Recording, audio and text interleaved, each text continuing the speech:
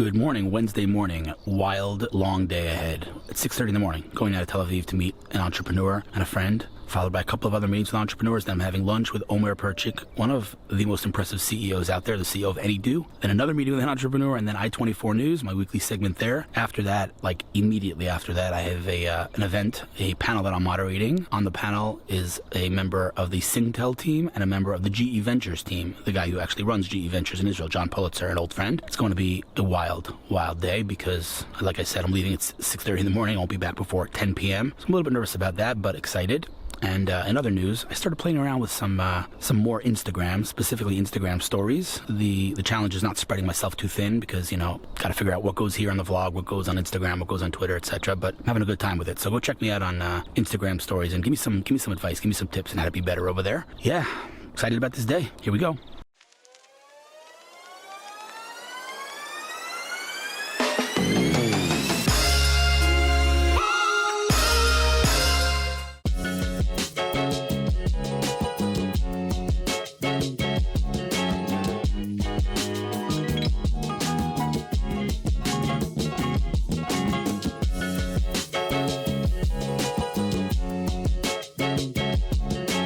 Well, I made it to Tel Aviv, sort of got parking. Look at this parking job.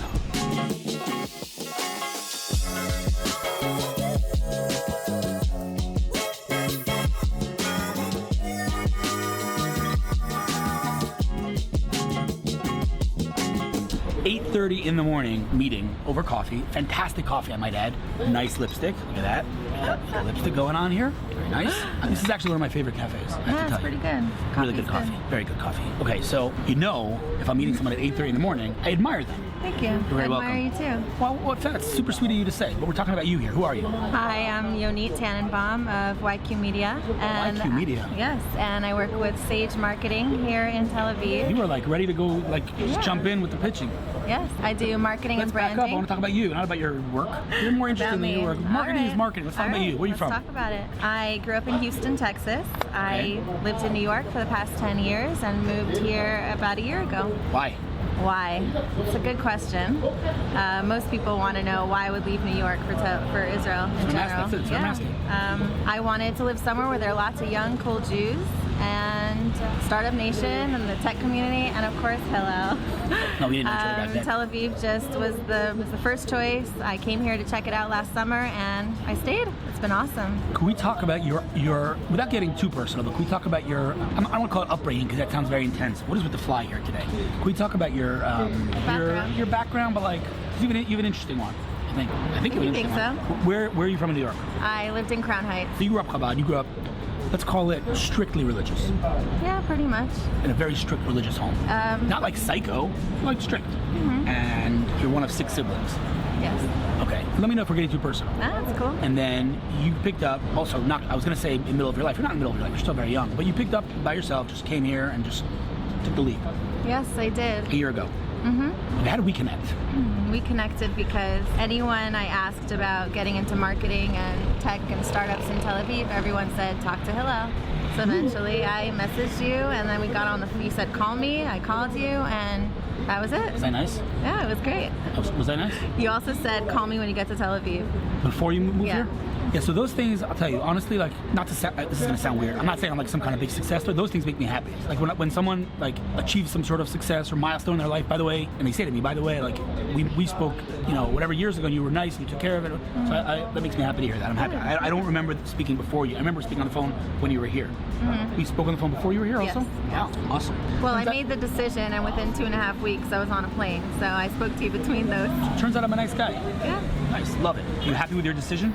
Very happy. Can I try your glasses? Absolutely. I should say, may I try on your glasses? Here. Can I have yours? Yes. Okay.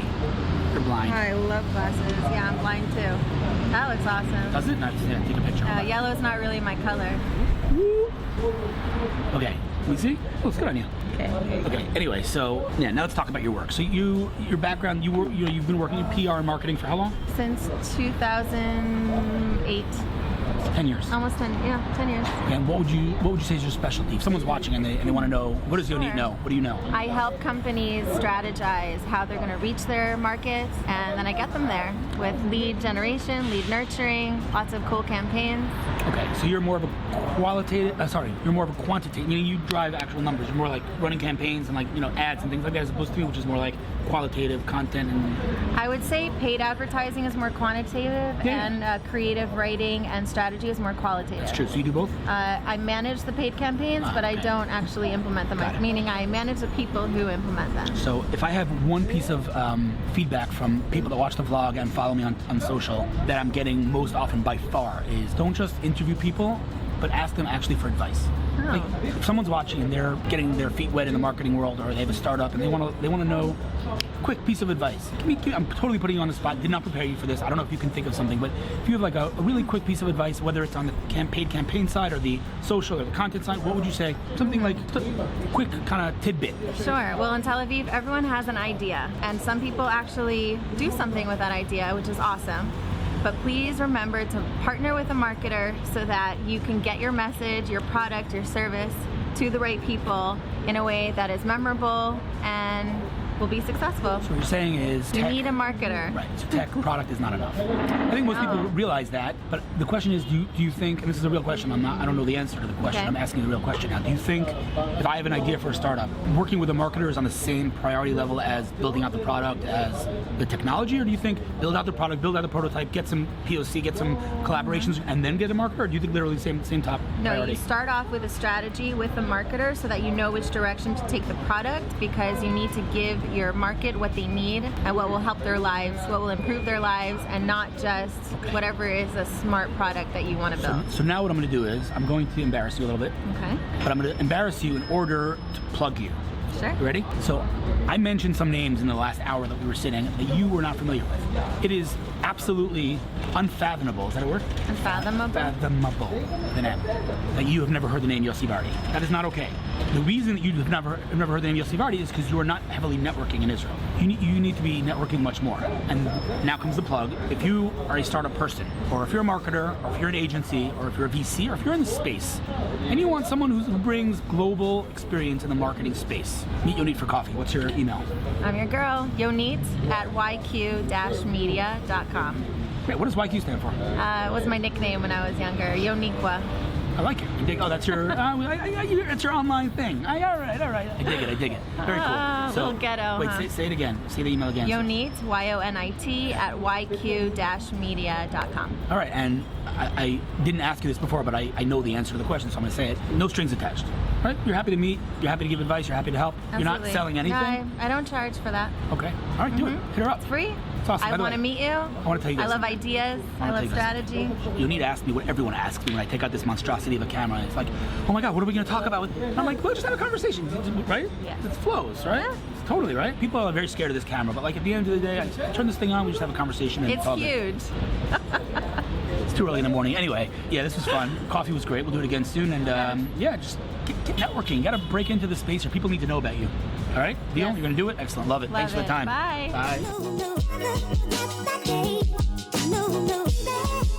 So in addition to everything else about Yonit, she drives around the streets of Tel Aviv on an electric scooter. Pretty cool if I do say so myself. Check this out.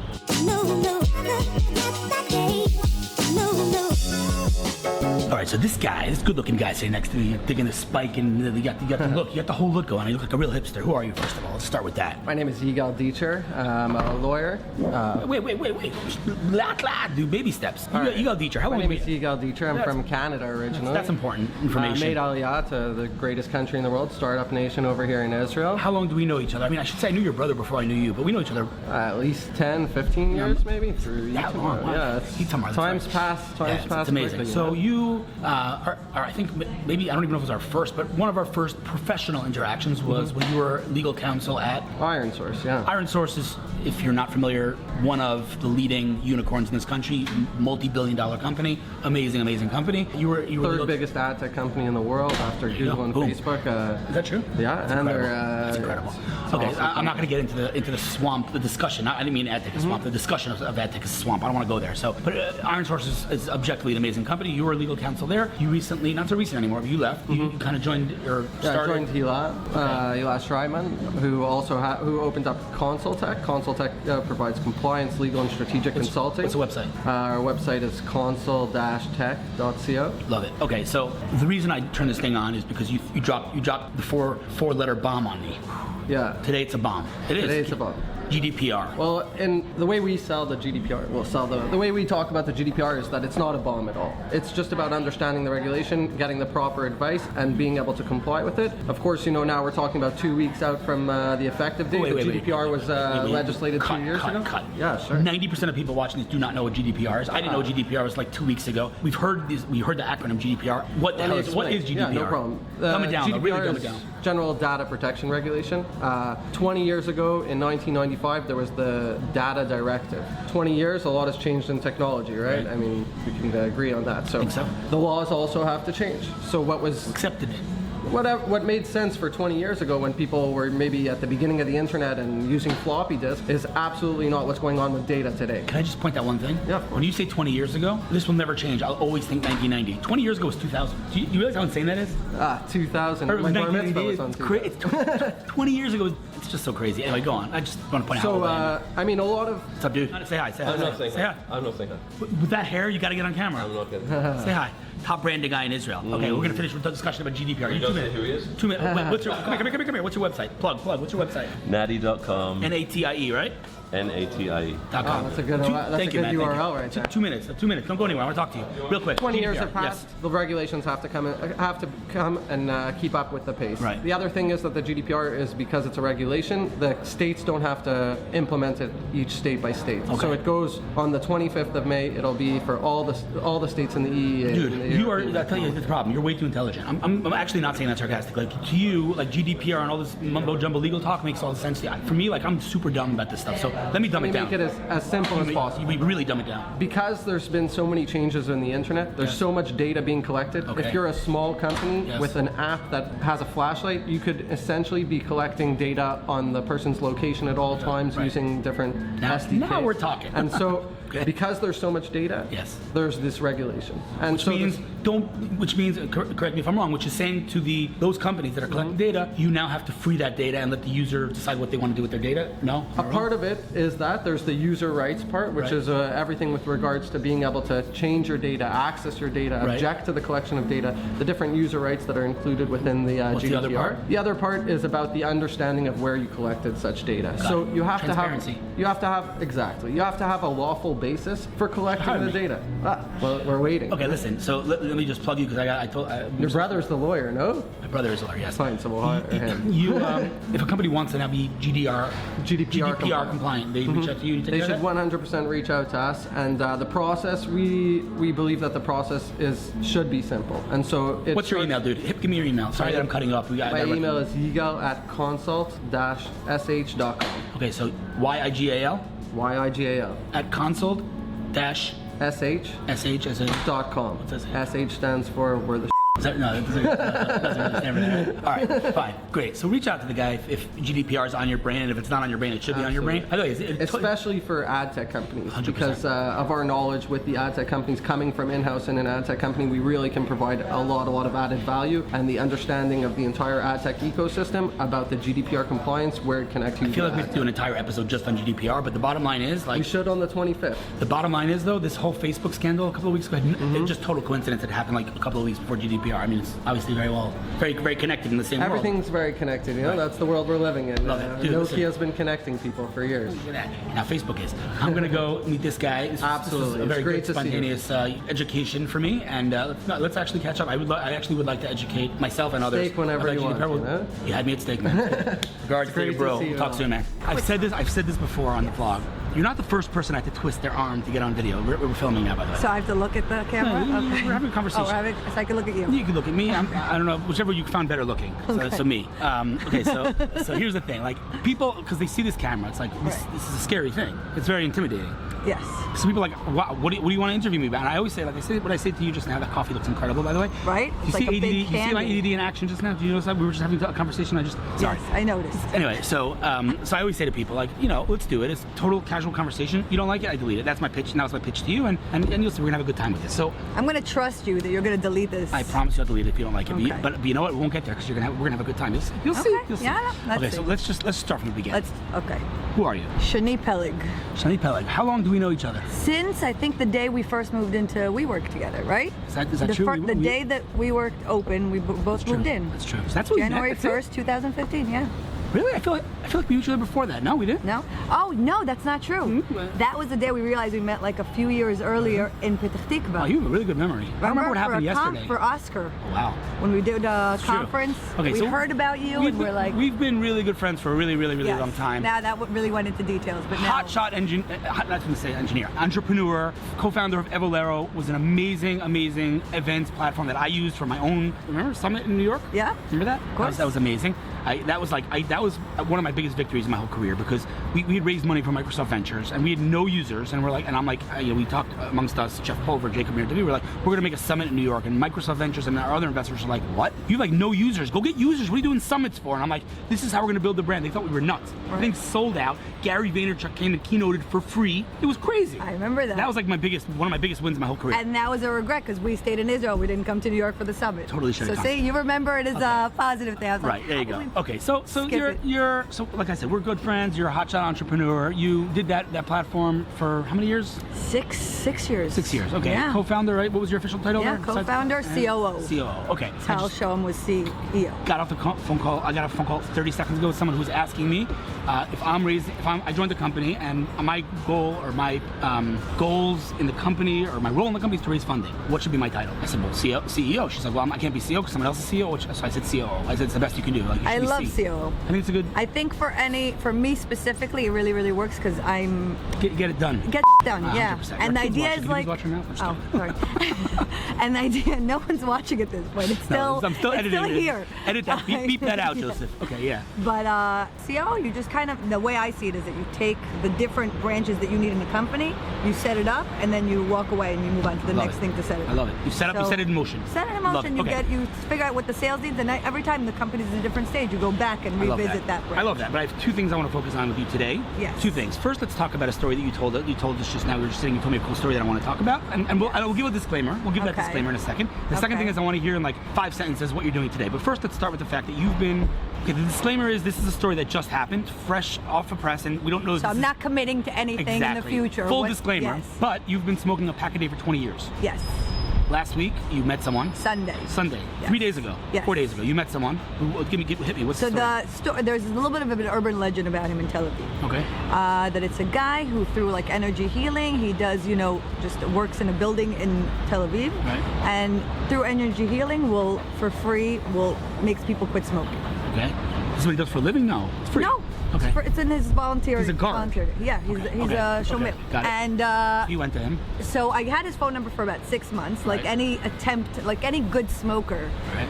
an attempt at quitting You ever isn't. tried? Yes, I paid a lot of people to get me to quit. I've never felt the way that I feel right now. I will say that. Wait, so wait, we you still just don't skip know into the where end. this is. No, but That's the punchline. Wait for the punch. You gotta build up to the punchline. Well, I'm not sitting here smoking a cigarette, so obviously. That's true. Okay, wait. So yeah, you went to him. You were So yeah, skeptic. so I was skeptic, and I have to say that my father is the one who hates it, obviously, like Hates any what? good Smoking. father. Yes, He and doesn't hates me smoke. smoking. He doesn't smoke. Specifically, doesn't smoke. Okay. And in the past like 3 weeks, every phone conversation that we've had, he's asked me about quitting. Okay. As opposed to like, so this is for parents out there, this is the trick that gets you. As opposed to like asking me once every like 3 months, what's the deal with that? How's it going?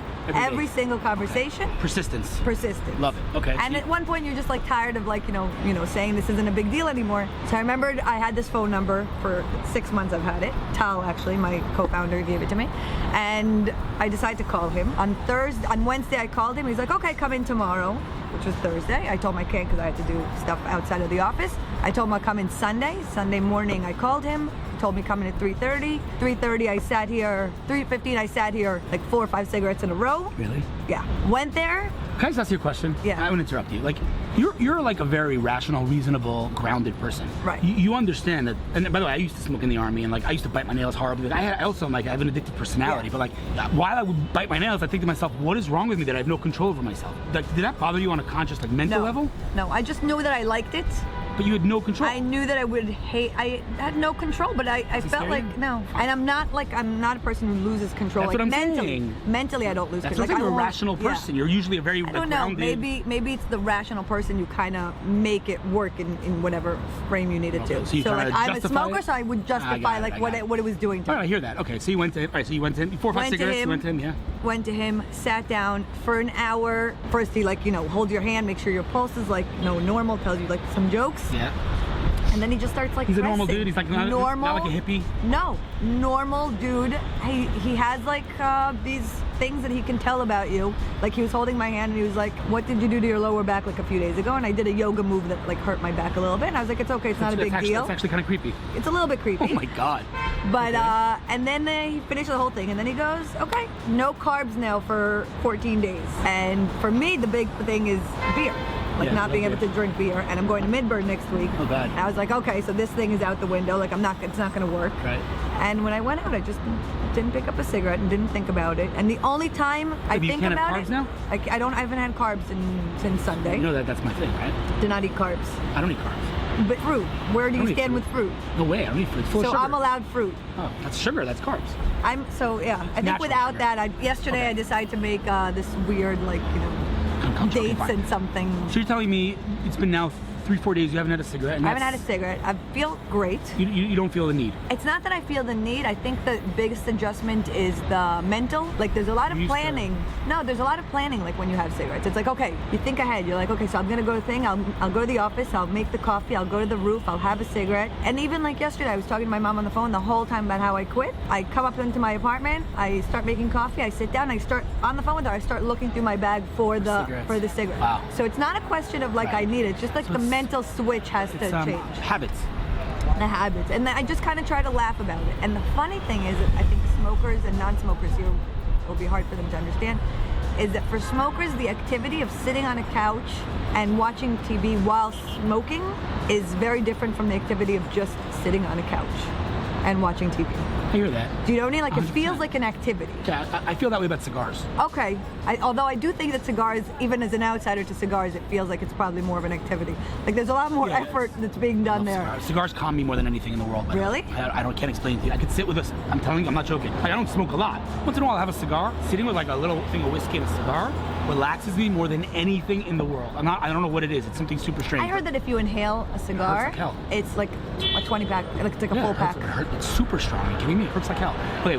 So, Okay. so there's So that. the activity part of it is the mindset So that I have the to change. disclaimer is we don't know how long this is going to last, but you have not gone 3 days without a cigarette in a very long time.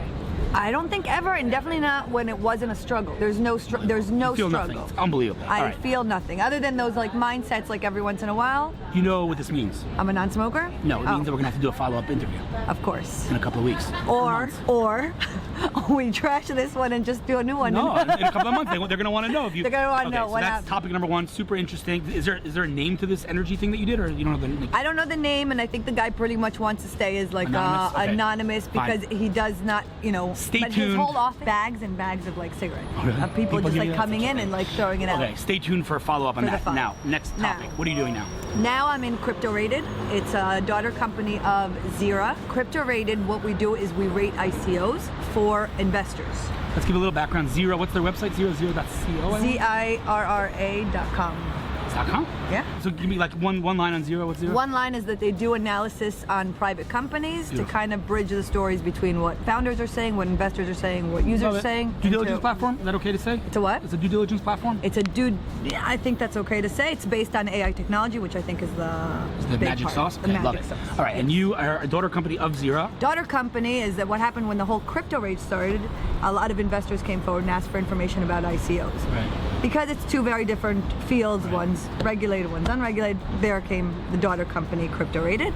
The whole industry today is kind of, you're could say it. moving with Wild it. West. Very much. I could say Wild West. If I thought of Wild West, I would have said it wasn't like I was holding back. That's what I got you- that's what I got your back. That's what I'm There here we for. go. So yeah, it's a little Wild West. We're trying to be, we're actually doing something now that's going to be very different. It's going to launch in about 2 months, and Oh, love that's it. when we're going to do Sneak peek. The Okay, listen, thing? let me ask you a question. What's your website? CryptoRated.com. Beautiful. And let me ask you another question. Do you watch Silicon Valley? Yes. Are you up to date? No. Okay, so I believe the last episode I watched last night, I binge watched like 3 or 4 episodes last night. They want to fund Pied Piper. They get a $30 million offer for Series B, and they decide to actually ICO it instead of taking the money. And it's all about crypto and why it's interesting or not interesting, whatever it is. But I think everybody would agree, no matter who you are, no matter how bullish or bearish you are on crypto and blockchain and ICOs, everyone would agree that it's a mess today.